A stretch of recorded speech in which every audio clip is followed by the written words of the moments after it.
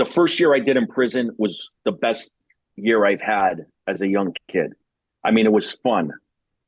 We were young, we were ball busters, we were wild, we were running around the prison. And this was a state prison with serious state prisons with serious men in there and guys that could never come home. My first cellmate, when I first got into Concord Prison, when I first went in there, my first cellie was a guy doing a natural life, could never get out. I went in there in 1990 of February 10th. My first cellie was this guy named Dana. He was a guy doing life, natural life sentence. I went back to that prison, a different prison in Massachusetts State Prison in 2005. I got sentenced. I finally went in, when I got arrested with those kids. That guy Dana was still there. I was in the same prison with him and another lifers too. My friend Jimmy Rodwell he was in there in 1990. He's been in since the late 70s on a murder case, doing a natural life sentence, can never get out. So, you see guys, like I went 15 years later and I'm seeing lifers that I seen 15 years prior. And, but it was great. I was 21, 22 years old and it was fun in there. I mean, you're working out, we're having fun all day long.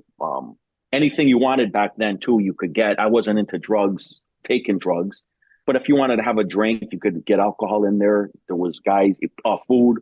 When I first went in there, Concord was it's actually the Supermax now in Mass, but I mean, it's got a wall, like a 50-foot high wall. It's a real serious looking prison.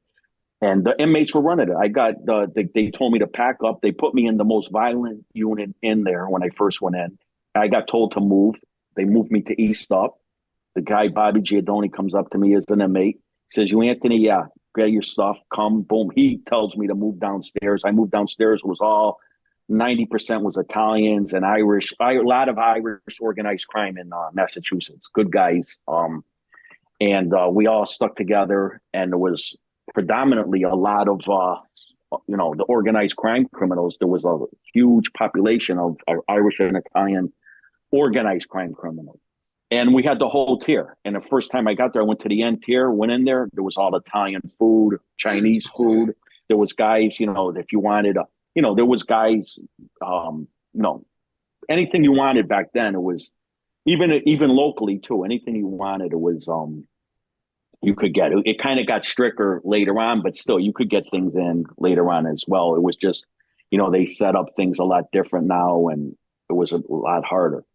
So that was a lot of fun to me. And prison itself is fun. I always make it the best when I'm doing my prison time. I always, even this last 7.5 years, I did 8.5 year sentence. You go in there, you can't get out. So you're gonna make, work out, number one.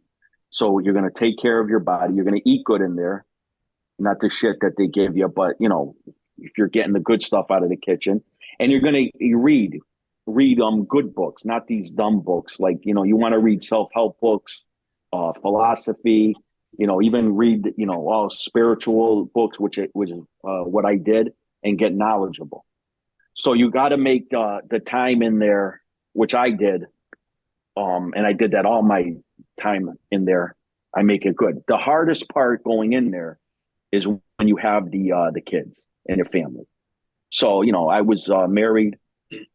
I was going in 2005. My daughters were just born. I had my son, my two daughters, and my little kids were, my little Grace was just born, and my other daughter was, like a year.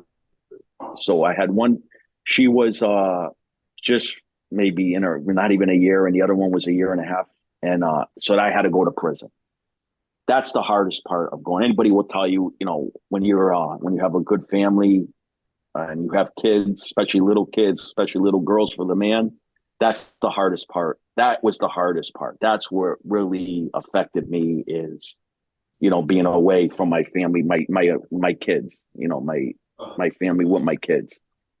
That's the only part that's hard. The other part, I was still making money while I was in there, still making, while I was in prison in '05, I was making low end 100,000 a month, and my wife didn't have to work, and I had three kids, and my money was still coming in, so I didn't worry about any type of.